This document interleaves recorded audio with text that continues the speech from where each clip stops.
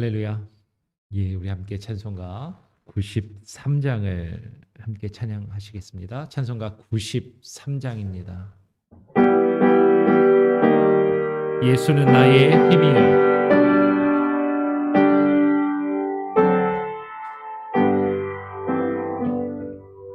예수는 나의 힘이요. 내 생명의 신이 그 주 예수 따라가며 죄 중에 빠지리. 눈물이 앞을 가리고 내 맘에 근심 쌓일 때 위로하고 힘주시리 주 예수. 예수는 나의 힘이요 내 친구 되시리. 그늘이 간구하며 흥성이 받으리. 햇빛과 비를 주시니 추수할 곡식만 보다 귀한 열매 주시느니 주 예수. 예수는 나의 힘이요 내 기쁨 되시니. 그 명령을 실행하여 늘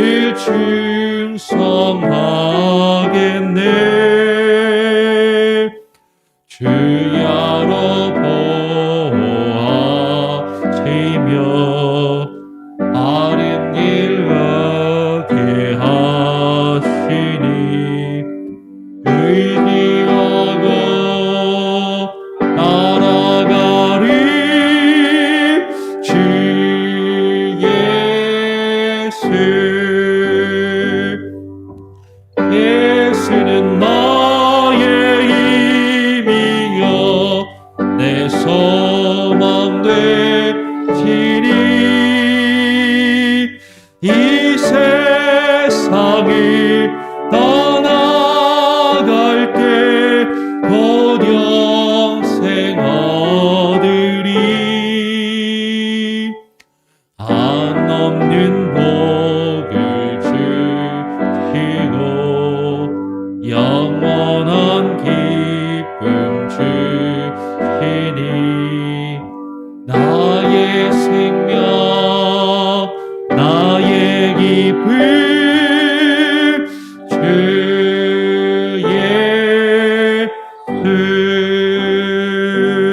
예수. 아멘. 오늘 함께 나눌 하나님의 말씀은 에스라 10장입니다.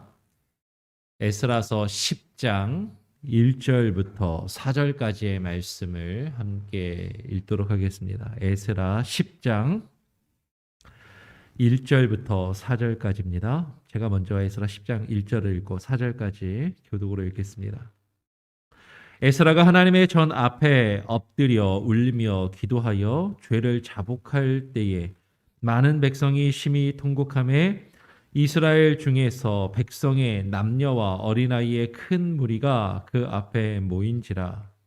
엘람 사람 중 여히엘의 아들 스가냐가 에스라에게 이르되 우리가 우리 하나님께 범죄하여 이 땅 이방 여자를 취하여 아내를 삼았으나 이스라엘에게 오히려 소망이 있나니 곧 내 주의 교훈을 조치며 우리 하나님의 명령을 떨며 준행하는 자의 의논을 조차 이 모든 아내와 그 소생을 다 내어 보내기로 우리 하나님과 언약을 세우고 율법대로 행할 것이라. 이는 당신의 주장할 일이니 일어나소서 우리가 도우리니 심써 행하소서. 아멘. 오늘 함께 우리가 읽은 말씀을 가지고 오히려 소망이 있나니, 오히려 소망이 있나니라는 제목으로 함께 말씀을 나누겠습니다. 예. 아직도 소망이 있나니, 예. 인터넷에 아직도 소망이 있나니라는 제목으로 함께 말씀을 나눕니다. 여러분, 어제는 우리가 무엇을 나누었냐면, 이제 성전 건축이 바벨론의 포로로 끌려갔다가 돌아온 이스라엘 백성들이 성전을 재건축을 하는데 그 성전 재건축이 생각만큼 금방 쉽게 이루어지지 않았다라는 것을 말씀을 드렸습니다. 고레스 왕의 칙령으로 바벨론 포로에서 돌아온 이스라엘 백성들이 성전 건축을 시작하였지만 다리오 왕 2년까지 그 성전 재건축이 중단이 되는 것이죠. 멈췄던 그 성전 재건축이 다시금 선지자 학개와 스가랴의 어떤 하나님의 말씀의 선포와 하는 그 말씀에 대한 백성들의 반응으로 이제 다리오 왕 2년에 다시 시작이 돼요. 다리오 왕 2년에 다시 시작된 성전 재건은 다리오 왕 6년 아달월 3일에 공사를 마치게 됩니다. 오늘 10장인데요. 6장으로 조금만 앞으로 가가지고 6장 15절 한번 볼까요? 6장 15절 한번 같이 한번 보겠습니다. 같이 한번 읽어보겠습니다. 6장 15절입니다. 같이 한번 읽어볼까요? 시작. 다리오 왕 6년 아달월 3일에 전을 피력하니라 라고 그렇게 기록합니다. 다리오 왕 2년에 다시금 공사를 시작했는데 지금 성경에서는 다리오 왕 2년 정확히 언제 공사를 시작했는지 그리고 또 다리오에게 칙령을 조소를 받기 전부터 또 공사를 좀 시작했기 때문에 정확하게 얼마가 걸렸다라고 말하기는 어렵지만 2년에 시작해서 아달월이라고 하면 맨 마지막 달입니다. 12월 달을 이야기하거든요. 그러니까 꽉 채운 것이죠. 그래서 한 4년 반 정도, 한 5년 가까이 되는 정도의 공사 기간이 걸린 것으로 보게 돼요. 이 아달월은 좀 전에도 말씀드렸지만 민간력으로는 제6월이고 종교력으로는 12월 제일 마지막 달입니다. 그러니까 종교력으로 봤을 때 이스라엘은 음력을 쓴다고 전에 말씀을 드렸죠. 음력으로 마지막 달 12월 3일에 공사를 마치게 되는 것이죠. 그리고 이 마지막 달 3일에 실제적인 공사는 마치고 스가랴서 우리가 아까 6장 15절을 봤는데 19절을 보면 그 다음 달이 마지막 달이니까 그 다음 달은 새해가 시작하는 정월이잖아요. 그 정월에 있는 6월절을 지켰다. 정월 14일에 6월절을 지켰다라는 그 내용이 6장에 기록되어 있는 것이죠. 그리고 이 성전 재건을 마치고 나서 이 성전 공사를 마치고 나서 에스라 7장에 가서 에스라 7장에서야 비로소 오늘 우리가 읽고 있는 성경책의 제목이 뭐냐면 에스라잖아요. 예, 에스라에 대한 언급이 나옵니다. 어떻게 보면 이 책의 주인공인 것처럼 생각이 되는데 실제로 에스라가 10장까지 있는데 6장까지는 에스라에 대한 언급이 안 나오다가 이제 7장에 가서야 에스라에 대한 언급이 나오기 시작하는 거죠.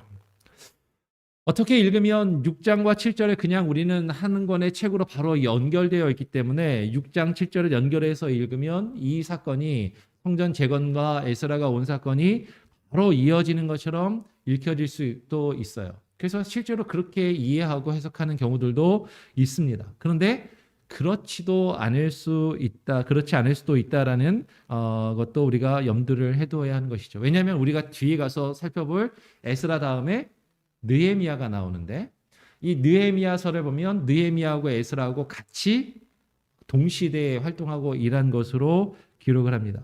근데 이 에스라와 느헤미야가 동시대에 활동한 것으로 읽으려면 여러 가지 문제들이 생겨요. 이 시간에, 이 짧은 시간에 다 이야기하기가 어렵고 상당히 복잡합니다. 그래서 이거는 제가 새벽에 설교를 좀 어렵게 한다라고 느끼실 수도 있는데 이 새벽에 말하기는 정말 복잡한 이야기들이에요. 그래서 그 이야기를 이 시간에 하기는 어렵고, 근데 에스라와 느헤미야가 느헤미야서에 기록된 것처럼 동시대의 인물로 성경에 기록되고 있기 때문에 우리가 그것을 그대로 인정하고 읽는다면 그 연대는 에스라, 느헤미야 누가 먼저 왔는가? 누가 먼저 포로에서 돌아왔나? 에스라가 먼저 돌아왔나? 느헤미야가 먼저 돌아왔나? 이 사람들의 시간이 어떻게 되느냐?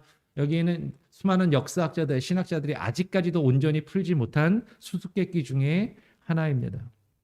근데 하여튼 그런 구체적인 내용들은 일단은 제쳐두고 오늘 우리가 느헤미야와 에스라와 그 동시대의 인물로 이것을 읽게 되면 사실은 6장과 7장의 그 사이는 생각보다 좀 긴 시간의 텀이 있을 수도 있다라는 것을 우리가 생각하고 읽을 필요가 있어요. 에스라는 지금 에스라서를 우리가 아까 처음에 말씀드렸던 것처럼 에스라서가 1장부터 10장까지 있는데 그 6장까지는 절반 이상은 에스라에 대한 얘기가 전혀 안 나오다가 7장에서 나오는 것처럼 에스라서를 사실 잘 보게 되면 에스라서는 짧은 기간 동안에 쭉 이루어진 어떤 하나의 사건을 이야기하고 있는 것이 아니라 여러 왕에 걸쳐서 오랜 기간 동안 이스라엘 백성들이 바벨론의 포로로 잡혀갔다가 어떻게 돌아오게 되었고 성전 재건 운동이 어떻게 시작되었는데 그것이 중간에 멈추었다가 다시 시작이 되고 성전 재건이 이루어졌지만 실제로는 이스라엘 백성들이 그곳에 와서 하나님을 믿는 그 일들, 하나님의 백성으로서 살아가는 일들이 온전하지 않았고 나중에 에스라가 또 와서 에스라와 느헤미야에 의해서 그런 일들이 성전 재건의 운동, 어떤 하나님의 백성으로서 그 다시 바벨론 포로에 돌아와서 회복되어지는 그 1년의 좀 긴 기간의 이야기들을 에스라서가 기록하고 있다라고 그렇게 읽을 필요가 있는 것이죠.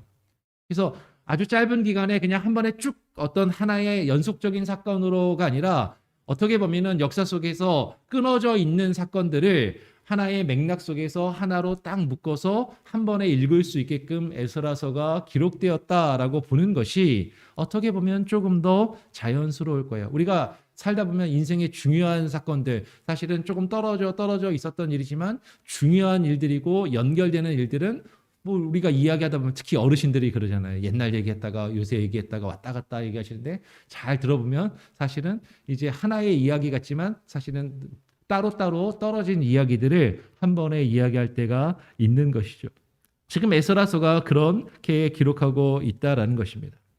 지금 포로 귀환과 성전 재건, 특별히 성전이 어느 정도 수룹바벨 성전이 지어지고 그 성전 재건 이후에 성전 재건 운동의 후기를 이끈 인물이 바로 오늘 우리가 살펴볼 학사 겸 제사장인 에스라와 총독 느헤미야인 것이죠.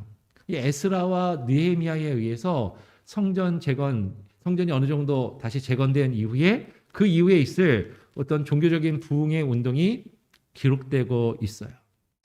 성경을 보면 수룹바벨 성전은 솔로몬 성전에 비하면 아주 작고 볼품이 없었다라고 이야기합니다.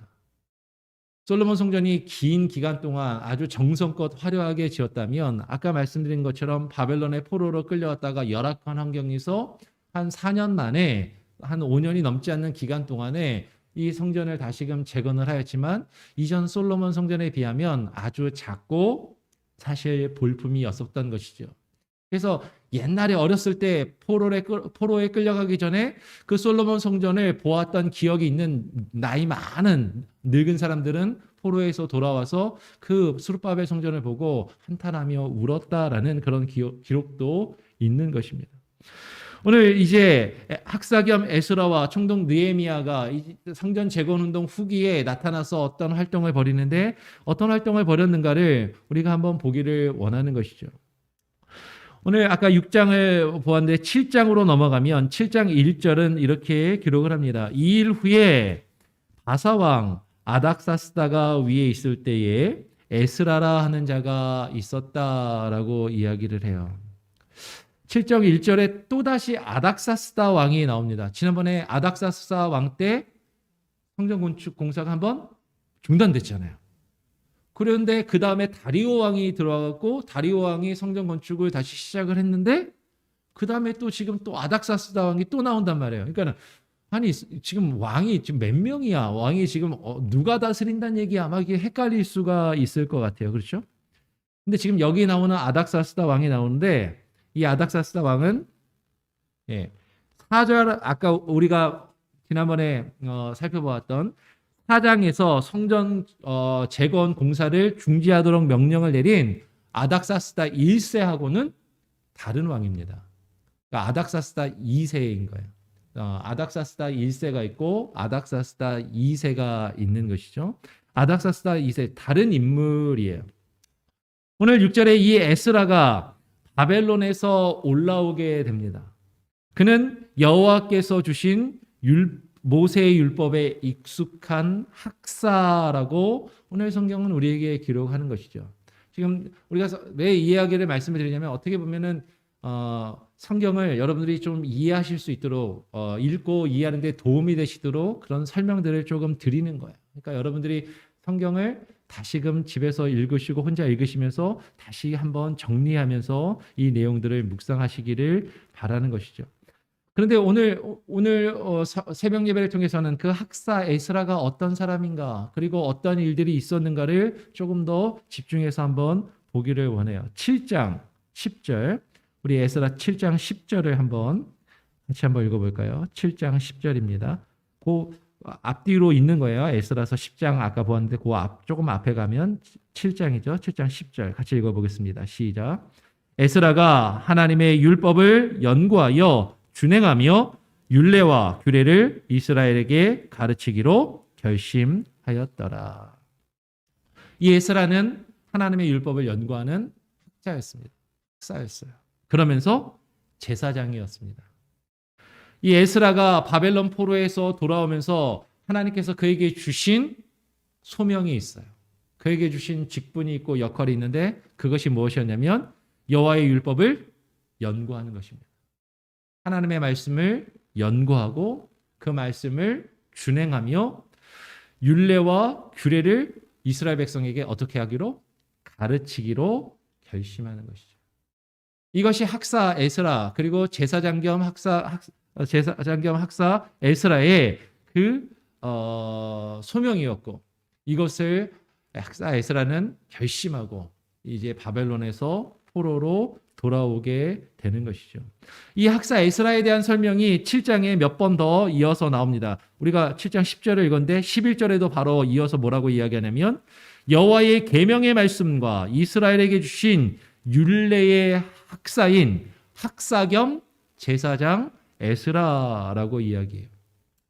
성경에서 이 에스라를 설명하는 수식어가 있습니다. 이 에스라를 설명하는 수식어가 뭐예요? 학사 겸 제사장이다. 하나님의 말씀을 연구하는 학자이면서 하나님의 말씀을 또 전하고 가르치는 제사장, 하나님께 예배를 인도하는 제사장이라고 이야기하는 것이죠. 바로 이어서 12절에도 그렇게 이야기해요. 하늘의 하나님의 율법의 완전한 학사 겸 제사장 에스라라고 이야기합니다. 하늘의 하나님의 율법에 완전하다. 정말로 이 사람이 완전히 모든 것을 알았을까? 사실 거기에는 이견이 있을 수 있어요. 이 완전하다라는 것은 정통했다라는 그런 하나의 관용적인 표현인 것이죠. 하나님의 말씀을 아주 잘 아는, 하나님의 말씀을 깊이 연구하는, 하나님의 말씀을 깊이 묵상해서 그것을 백성들에게 가르치는 학사였고 학자였고 그러면서 더불어서 제사장이었다라고 이야기해요. 또 한 번 더 나와요. 21절에도 7장 21절에도 하늘의 하나님의 율법의 학사 겸 제사장 에스라가라고 이야기해요. 지금 이 에스라를 이야기할 때 이 에스라는 그냥 제사장이 아니라 하나님의 말씀을 정말 열심히 깊이 있게 연구하는 학자였다는 거죠. 학사 겸 제사장이라는 것을 지금 계속해서 강조를 하는 것입니다. 그 에스라가 포로에서 돌아와서 이스라엘 백성들에게 하나님의 말씀을 가르치는 거예요. 하나님의 말씀을 깊이 연구해서 그것을 계속해서 가르치는 것입니다. 하나님의 말씀을 알지 못하고 살아왔던 그 이스라엘 백성들에게 지금 하나님의 말씀을 증거하며 가르치기를 힘썼던 것이죠. 에스라서 7장을 보면 7장 27절부터 9장 끝에까지를 보면 갑자기 이제 그 어떤 글의 표현이 조금 달라져요. 어떻게 달라지냐면 학사 에스라가 갑자기 1인칭 시점으로 내가라고 하면서 학사 에스라가 말하는 것처럼 그렇게 7장 27절부터 9장 끝에까지는 그렇게 기록이 됩니다. 에스라는 그 내용을 보면 에스라는 이렇게 이야기하는 것이죠. 에스라가 했던 일은 무엇이냐면 하나님의 사람들을 불러 모으는 거예요. 사람들을 불러 모아서 함께 예루살렘으로 데리고 오는 것입니다. 바벨론 포로에서부터 예루살렘으로 귀환을 해요. 그리고 7장부터 9장까지 학사 에스라가 자신의 입으로 하는 그 이야기들을 보면 성전에서 일할 사람이 없으니까 성전에서 일할 사람들을 불러 모읍니다. 제사장이 없고 레위인이 없으니까 레위인과 제사장을 찾아요. 그리고 그들을 세웁니다. 그들에게 직분을 주고 그들에게 역할을 주고 함께 불러 모아서 이제 예루살렘으로 가서 그 봉사를 하자라고 예루살렘 성전을 재건하자라고 하나님의 성전을 이루어 가자라고 그렇게 이야기를 하는 것이죠. 그러면 여기서 우리는 기억해야 돼요. 학사 에스라는 어떻게 보면 성전 공사가 건물이 다 어느 정도 지어지고 건물 공사가 마친 이후에 온 인물입니다. 근데 하나님의 성전은 건물만 있다고 끝나는 게 아니라는 거죠. 그렇잖아요. 예배당 건물만 있다고 그 교회가 세워진 것이 아닙니다. 그 교회에서 그 예배당에서 하나님을 섬기고 하나님을 예배하고 하나님께 일할 사람들이 세워져야 그 성전이 정말로 재건되고 건축되는 것이죠. 그러니까 에스라 이전에는 함께 모여서 예배할 예배당을 지은 것이라면 학사 에스라는 이제 와서 그 지어진 건물에서 하나님을 예배하고 하나님의 말씀을 선포하고 하나님의 말씀을 증거하고 함께 그 일들을 이루어갈 사람들을 불러 모으고 사람들을 세우고 하나님의 말씀을 전하는 그 일을 집중하며 하였다라는 것이에요. 그리고 성전을 위한 예물을 준비하여서 제사장들과 레위인들에게 그 은과 금과 기명을 주어서 그들이 그것을 가져오게 하였다라고 이제 이야기를 하는 것이죠. 그리고 8장 35절로 오면 학사 에스라는 예루살렘에 이르러서 함께 돌아온 자들과 이스라엘의 하나님께 번제를 드리고 하나님께 제사를 드립니다. 그러니까 무너진 1차 성전, 솔로몬 성전을 다시금 짓고 그 지어진 건물에서 이제 다시 하나님을 예배하는 그 예배의 회복을, 예배의 부흥을, 그 이 성전을 섬기며 성전에서 일할 사람들을 세워나가는 그 일들을 감당했던 그 핵심적인 인물이 에스라라는 것이에요. 그런데 그 에스라에게 좋지 않은 소식이 오늘 들려오는 것이죠. 9장입니다.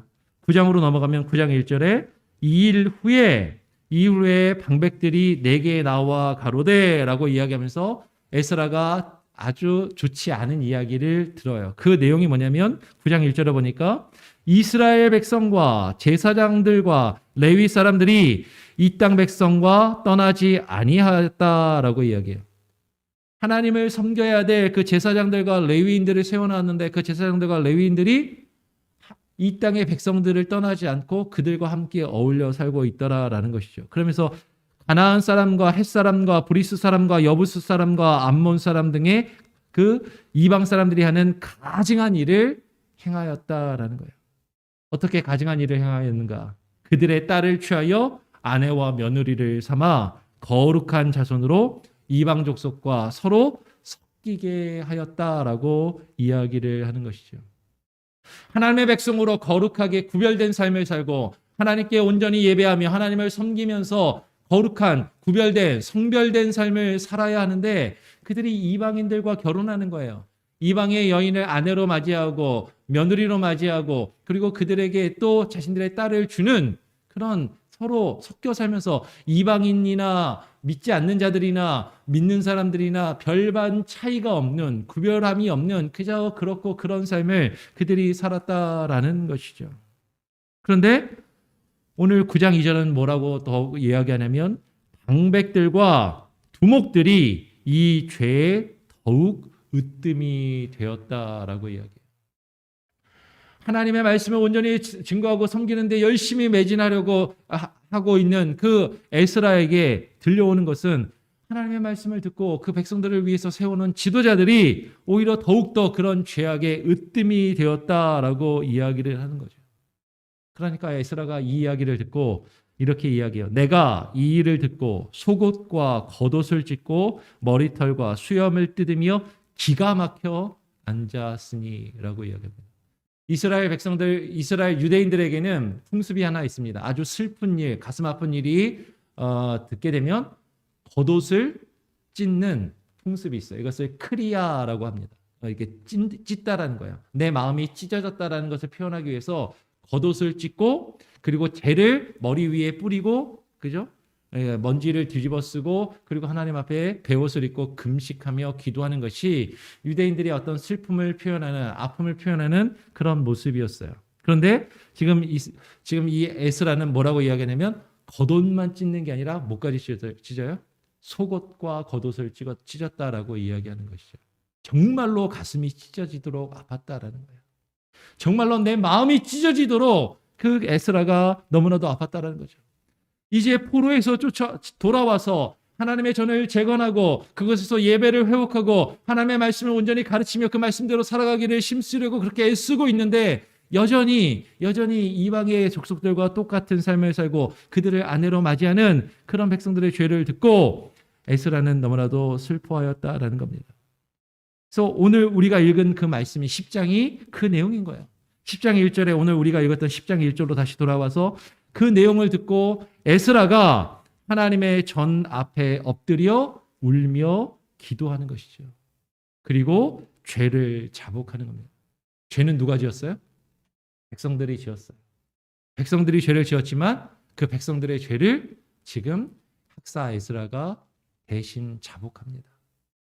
그 백성들에게 말씀을 증거하며 말씀을 가르치는 학사 에스라가 그 백성들의 죄를 자복하며 하나님께 또 간곡히 회개하며 간구하는 그 기도를 드리는 거죠.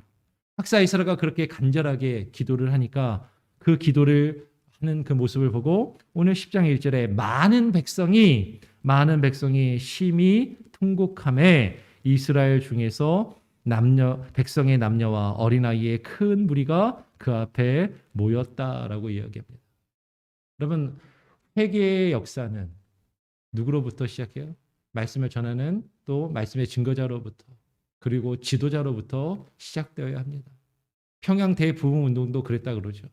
한 목사님이 자신의 죄를 회개하고 간증하는 것을 통해서 또 장로들이 이어서 자신의 죄를 회개하고 간증하고 그 회개의 역사가 평양 대부흥 운동으로 일어났다라고 이야기하는 것처럼 지금 학사 에스라가 먼저 하나님 앞에 그 죄를 고백하며 간절히 기도하는 것을 통해서 많은 백성들이 모여서 함께 기도하고 자복하는 그 일들이 이루어졌다라고 이야기를 해요. 근데 그 백성 중에 한 사람 엘람 자손 중 여히엘의 아들 스가냐가 에스라에게 이르되 이렇게 나와서 이야기합니다. 우리가 우리 하나님께 범죄하였습니다. 에스라가 그렇게 간절히 기도하는 모습을 보고 우리가 우리 하나님께 범죄하였습니다. 이 땅 이방 여자를 취하여서 우리가 아내를 삼는 죄를 범하였습니다. 근데 이어서 이야기하는 거죠.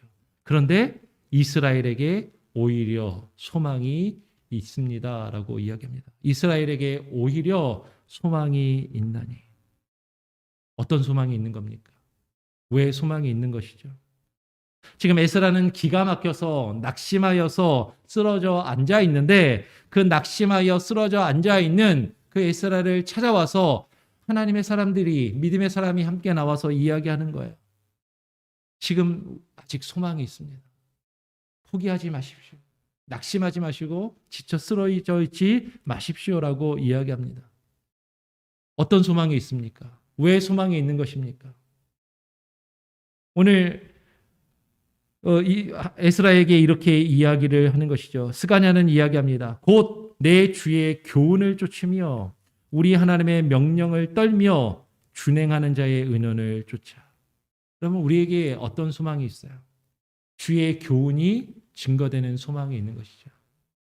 하나님의 말씀이 선포되는 소망이 있는 거예요. 학사 에스라가 하나님의 말씀을 증거하고 하나님의 말씀을 가르치니까 거기에 소망이 있다는 것입니다. 그런데 그 하나님의 말씀을 증거하며 하나님의 말씀을 증거해야 될 그 학사 에스라가 낙심하고 낙담하여 쓰러져 있을 때 그 믿음의 사람들이 그들에게 에스라에게 나와서 지금 에스라를 격려하며 독려하는 것이죠. 내 주의 교훈을 쫓으며 학사 에스라여 당신이 가르치는 주의 말씀과 그 교훈을 좇으며 우리 하나님의 명령을 떨며 그 준행하는 자들이 의논을 쫓아서 의논을 함께 모아서 우리가 함께 이 모든 아내와 그 수생을 다 내어 보내기로 우리 하나님과 언약을 세우고 율법대로 행할 것이라고 그렇게 이야기를 합니다. 어떻게 보면 이 말씀은, 이 내용은 이스라엘 백성들이 지금 이 사람이 하는 이야기는 아내와 자식을 어떻게 내어 쫓아버리냐. 아무리 이방인이라고 해도 내 아내인데, 내 자식인데 사실 이건 너무 무자비하고 잔인한 것이 아닌가, 그렇게 사실 보일 수도 있을 거예요. 사실 그렇죠. 근데 이 말씀을 단순히 어떻게 아내를 쫓아버려, 어떻게 자식을 쫓아버려라고 이해할 것이 아니라 이것은 죄에 대한 결단을 지금 그만큼 이야기하는 거죠. 그러면 아내를 내어보내는 것, 자식을 내어보내는 것이 쉬운 일이 아닙니다. 이건 어려운 거예요. 쉽게 할 수 있는 게 아니고 이것은 너무나도 가슴 아픈 것입니다. 나의 한 부분이고 나의 한 생명의 어떤 나의 삶의 부분인 것이죠. 그런데 그것을 하나님 앞에서 결단하는 모습이 있어야 한다라고 지금 이야기하는 것이죠. 스가냐는 이어서 말하는 것이에요. 우리 한번 마지막으로 10장 4절 말씀을 다시 한번 읽어보겠습니다. 10장 4절 같이 한번 읽어볼까요?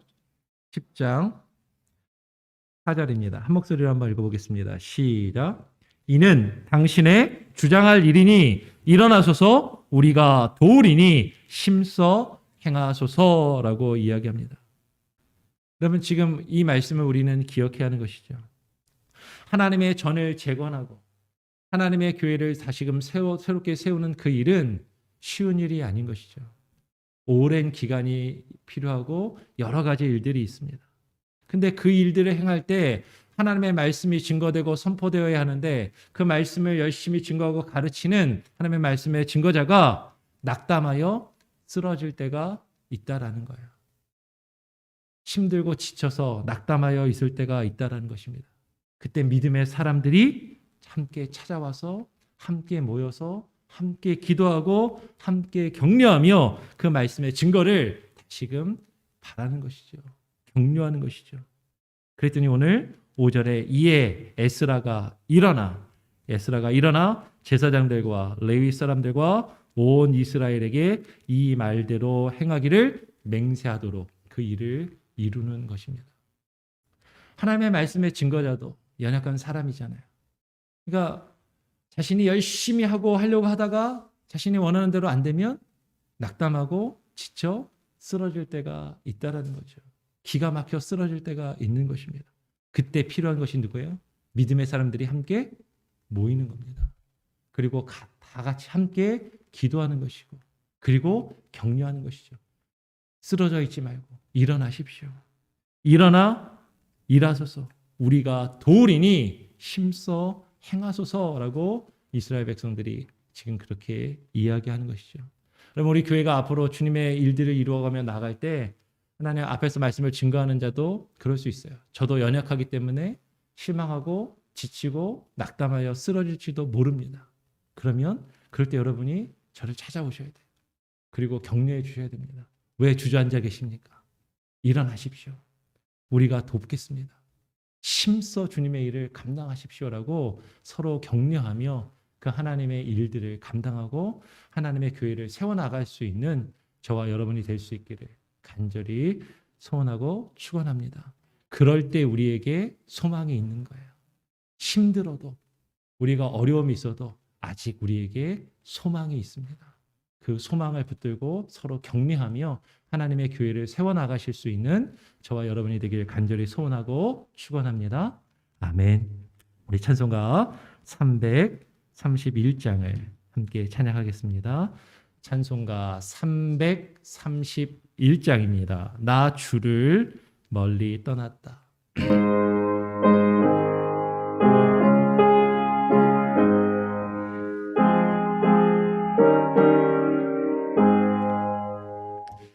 나 주를 멀리 떠났다 이제 옵니다. 나 죄의 길에 시달려 주여 옵니다. 나 이제 왔으니 나 이제 왔으니 내 집을 찾아 주여 나를 받으사 맞아주소서. 그 귀한 세월 보내고 이제 옵니다. 남이 묻히는 눈물로 주여 옵니다. 나 이제 왔으니 내 집을 찾아 주여 나를 받으사 맞아주소서. 나 죄에 매여 나 죄에 매여 고달파 이제 옵니다. 주 크신 사랑 받고자 주여 옵니다. 나 이제 왔으니 내 집을 찾아 주여 나를 받으사 맞아주소서. 이 병든 마음을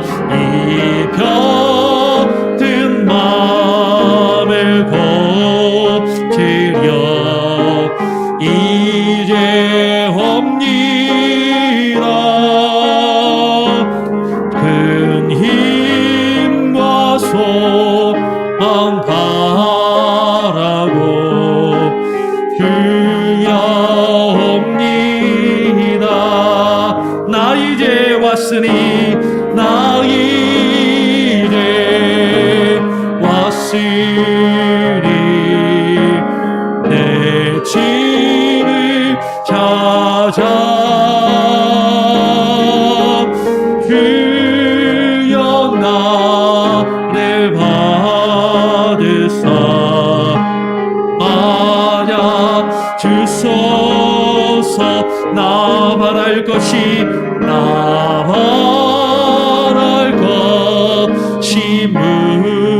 무언가 우리 주 예수 날 위에 돌아가시마 믿고 옵니다. 나 이제 왔으니 집을 찾아 주여 나를 맞으사 맞아주소서.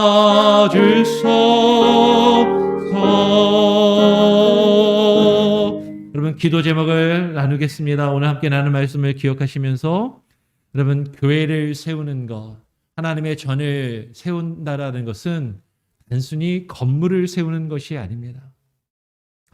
예배당 건물을 세운 것으로 교회를 세웠다라고 말할 수 없는 것이죠. 그 예배당에서 함께 모여 하나님을 예배하며 하나님을 찬양하고 주님의 일들을 감당할 사람들이 세워져 나가는 것, 그것이 하나님의 전이 세워져 가는 것입니다. 오늘 에스라가 그 일을 이루고 있다라는 것이죠.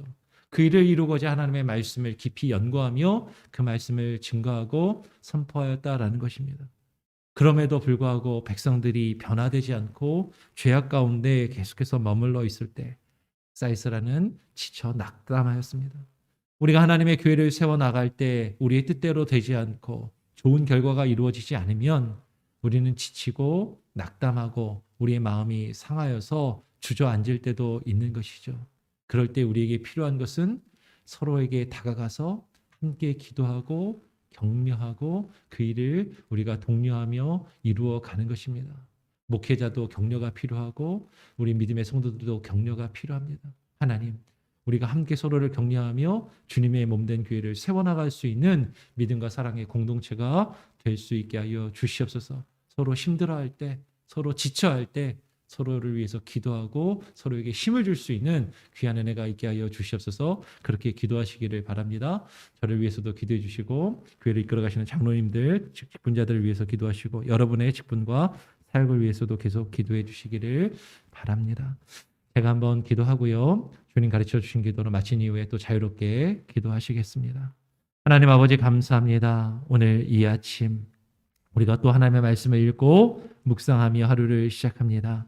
하나님, 무너진 하나님의 단을, 하나님의 전을, 하나님의 교회를 세운다라는 것, 하나님 그것은 결코 예배당 건물을 짓는 것이 아니라 하나님 우리가 함께 모여 나아가는 공동체를 세우는 것이고 믿음의 사람들을 세우는 것이고 함께 모여 그 일들을 이루어갈 수 있는 하나님의 일꾼들, 예배자를 세워나가는 것임을 하나님 우리가 깨달아 알게 하여 주시고 아버지 하나님 이 일이 온전히 하나님의 말씀의 증거와 말씀의 선포를 통하여 이루어지게 하여 주시며 그 하나님의 말씀에 하나님의 굳건히 서는 하나님의 교회가 되게 하여 주시옵소서. 하나님 우리가 이 일을 이루어갈 때 하나님 우리는 힘들고 지칠 때가 있습니다. 낙담할 때가 있습니다. 하나님 이제는 포기하고 싶을 때도 있습니다. 하나님 그럴 때 우리가 서로를 위해서 기도하게 하시고 서로를 격려하게 하시고 서로를 이끌어주고 밀어주고 서로 손잡고 하나 되어서 함께 하나님께서 우리에게 맡기신 하나님의 교회를 이루며 세워나가는 그 일에 최선을 다할 수 있게 하여 주시옵소서. 부족한 목회자를 하나님 성도들이 위해서 기도해 주시게 하시고 하나님 함께 격려하게 하시고 하나님의 말씀을 바르게 증거하게 하여 주시고 아버지 하나님 우리가 이 일들을 이루어갈 때 하나님 역사하여 주시옵소서. 오늘 하루의 삶도 주님께 맡겨드립니다. 코로나 위기와 어려움 가운데 여러 가지로 힘들고 어려운 시기를 보내고 있사오니 하나님 우리에게 힘 주시고 하나님 역사하여 주시며 주께서 우리에게 맡기신 소명과 그 사역과 직분을 바르게 감당할 수 있는 우리 한 사람 한 사람 하나님 우리의 각각의 가정과 하나님의 우리의 직장과 비즈니스의 삶이 될 수 있게 하여 주시옵소서. 오늘 하루의 삶도 주님께 맡겨드립니다. 코로나로 아파하며 힘들어하는 많은 이들을 하나님 기억하여 주시고 저들을 하나님 붙들어 주시고 하나님의 구원의 역사를 나타내 주시옵소서. 오늘 하루의 삶을 주님께 온전히 맡기고 의탁드리오며 거룩하신 예수 그리스도의 이름으로 기도합니다. 아멘.